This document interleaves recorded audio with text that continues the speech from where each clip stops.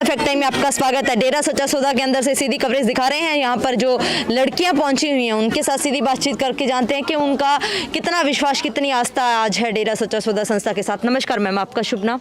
अंजलि। पहले तो मैं नारा लगाना चाहती हूँ, धन धन सतगुरु तेरा ही आसरा। फ़िलहाल तो मैं अपनी घर से शुरू करती हूँ।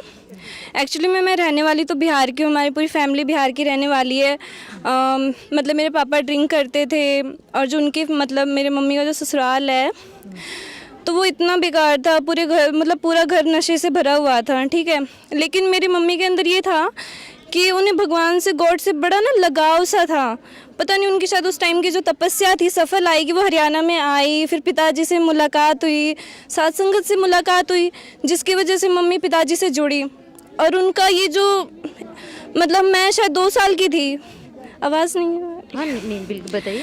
तो उस टाइम पे मैं 2 या 2.5 साल की थी जब मैं यहाँ हरियाणा में आई। और उसके बाद जो मम्मी का लगाव अभी तक है और जो हमारी लाइफ में जो चेंजेस आए हैं, एक आप खुद सोच सकते हो एक बिहार का जो रहने वाला गांव का माहौल क्या, और हम यहाँ पे इतने अच्छे एजुकेशन में हम रहे पले पसे, कुछ तो साथ संगत की तरफ से ना हमें एक तरफ से मोटिवेशन भी मिला, कुछ तो हेल्प भी मिली कि हाँ नहीं आपको इस डायरेक्शन में चलना चाहिए, बच्चों को यहाँ पढ़ाना चाहिए, ऐसे करना चाहिए, परमार्थ करना चाहिए, लोगों का भला करना चाहिए।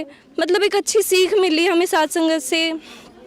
तो इस वजह से ना मम्मी पापा में इतना ज़्यादा चेंजेस हुआ कि पापा ने ड्रिंक छोड़ दी, ठीक है। फिर मम्मी पापा ने फिर अपने घर वालों को भी मोटिवेट किया कि नहीं हमें ड्रिंक नहीं करनी चाहिए। और जब वो आज हमारे पास आते हैं ना तो कहते हैं हमें भी चलो सिरसा ले चलो। नहीं तो पहले वो कहते थे कौन है ये बाबा, ये इनके इतने चर्चे हो रहे हैं ये वो। बट जब हमारी वो लाइफ देखते हैं ना कि ओ ये उस कीचड़ से निकल के यहाँ पे इतनी अच्छी लाइफ जी रहे हैं और इन्हें कि इतना अच्छा परिवार मिल गया, साथ संगत मिल गई इतनी अच्छी, सिरसा एक पूरा मेरा फैमिली है एक्चुअली में, ठीक है। और मम्मी भी यही कहती है कि भाई हमें इतना अच्छा परिवार मिल गया, नहीं तो हम यहाँ पे अकेले आए थे, कोई साथ देने वाला नहीं था, साथ संगत मिली हमें। और सच में मैं तो भाई नारा लगाना चाहती हूँ, धन धन सतगुरु तेरा आसरा, कि हमें ऐसी लाइफ मिली, ऐसे और लोगों की लाइफ सुधरे ताकि भाई वो आए यहाँ पे और ज़्यादा से ज़्यादा जुड़े।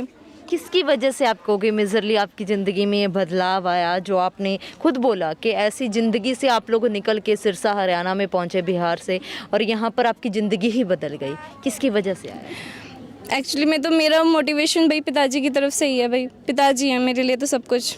मैम ऐसा क्या वो करते हैं, क्या? बस उनके साथ एक अलग सा लगाव है, पता नहीं क्या जुड़ाव है बस।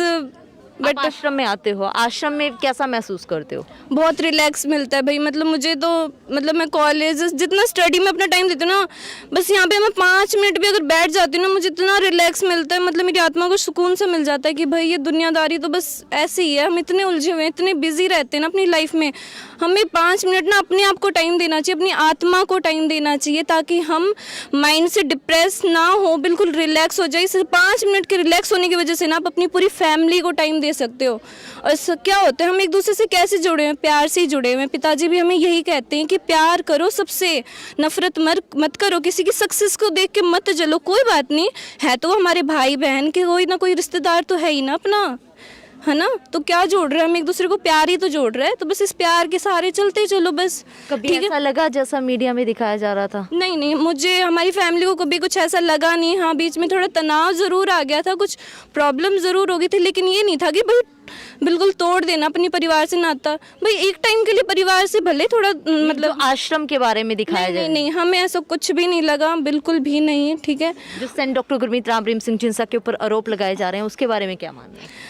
ये सब कुछ झूठ है। देखिए, और जब ये सब कुछ हुआ था तो मेरे खुद पेरेंट्स गए थे इस बात के लिए, पूरी फैमिली गई थी लड़ने के लिए। नहीं है भाई, झूठ है, ठीक है। और आज तक हम कहते हैं कि भैया सब कुछ झूठ है। प्लीज़ आप इन सब पे बिलीव मत कीजिए, आप खुद पे बिलीव रखिए, ठीक है।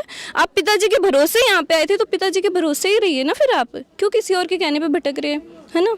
मैम संत जी के बारे में जो दुनिया है वो वही सोचती है जो उन्होंने टीवी के द्वारा देखा। बिल्कुल, बिल्कुल। आप क्या कहना चाहोगे जब मैं यही कहना चाहती हूँ, मीडिया भाई बहुत सारे चैनल्स हैं, मीडिया हैं, देखिए कुछ बिकाऊ भी हैं, कुछ अपनी तरफ से भी अपना एक्सपीरियंस भी शेयर करते हैं। प्लीज़ आप उस एक्सपीरियंस को फील कीजिए।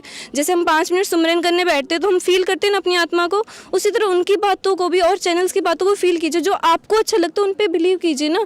क्यों आप किसी और की बातों को सुन रहे हैं? खुद की सुनिए एक बार। जब आप खुद की सुनोगे ना तो आपको लगेगा कि हाँ ये सही है। आप लाइफ में जब डिसीजन लेते हैं ना तो दूसरों की सुनते हैं ना तो आपको लगता है यार ये मैंने गलत कर दिया। जब आप खुद की सुनते हैं ना तो लगता है यार जैसा भी है मैंने खुद की सुना है, ठीक है, तो आपको अच्छा लगता है कि भाई मैंने खुद से किया है, ठीक है। तो आप अपनी आत्मा की सुनिए, ना कि दूसरों की। ओके, ज़रूरत है मैम संत जी की समाज को? बहुत ज़्यादा ज़रूरत है। एक्चुअली में वो हमारे मेंटर हैं, ठीक है, एक मोटिवेटर हैं। जैसे कि अगर बिना टीचर के आप क्लासेस जंप नहीं कर सकते ना, है ना, कुछ यही चीज़ है ना, तो बस यही है, वो हमारे बीच के मीडिएटर हैं। प्लीज़ आप उन्हें समझिए। संत बहुत ज़्यादा ज़रूरी हैं उन गॉड से जुड़ने के लिए, ठीक है। उनके ना रहने से इम्पैक्ट क्या पड़ रहा है?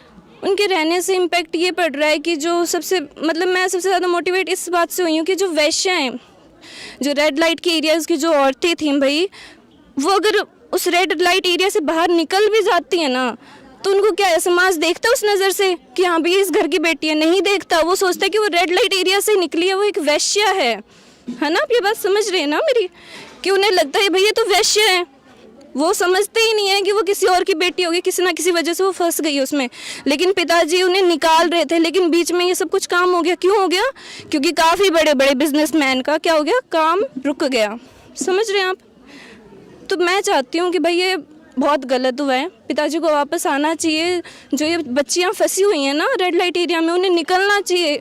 बेचारी जो पिताजी के सहारे निकल रही थी, बेचारी निकल नहीं पा रही हैं वो फिर से, ठीक है। तो मैं तो चाहती हूँ पिताजी बस वापस आ जाए, उन बच्चियों की लाइफ सुधार दे बस। ये सज़ा किसको मिल रही है, समाज को या संत? सज़ा तो एक्चुअली में हमें ही मिल रही है कि पिताजी चले गए, दुख हो रहा है भाई बहुत ज़्यादा, उन्हें आना चाहिए। जी मैम, बहुत बहुत धन्यवाद। दोस्तों आप देख सकते हो हमारे देश की बेटियों की पुकार है। इनका कहना है कि जिस तरीके से सेंट डॉक्टर गुरमीत राम रहीम सिंह जिंसा ने एक ऐसा कदम उठाया था वैश्या को बेटी बनाने का, आज वो 4 सालों से समाज में नहीं है। तो जो हमारे समाज में ऐसे वैश्या लड़कियां हैं जो मजबूरी बस इस धंधे में फंसी हैं, वो बाहर आना चाहती हैं, उनको निकालने के लिए जो संत डॉक्टर गुरमीत राम रहीम सिंह जिंसा ने ही ऐसा इनिशिएटिव किया था, आज भी वो पुकार कर रही हैं कि ऐसे सेंट डॉक्टर गुरमीत राम रहीम सिंह जिंसा समाज में वापस आएँ। लगातार जनता पुकार कर रही है, लगातार लड़कियां जो काफ़ी लंबे समय से एक्सपीरियंस अपना बता रही हैं डेरा सच्चा सौदा के बारे में। हमारे साथ एक बिहार से लड़की जुड़ी थी कि किस तरीके से उनकी ज़िंदगी बदली, कैसे उनका परिवार किस हालातों में था, कितना नशा था उनके परिवार में, और पूरा जीवन बदल दिया सेंट डॉक्टर गुरमीत राम रहीम सिंह जिंसा ने। इनकी पूरी जीवन शैली बदल चुकी है। ये वेल एजुकेटेड हैं, वो अच्छे कॉलेज में ये लड़की स्टडी कर रही है, इनकी फैमिली में कोई नशा नहीं है।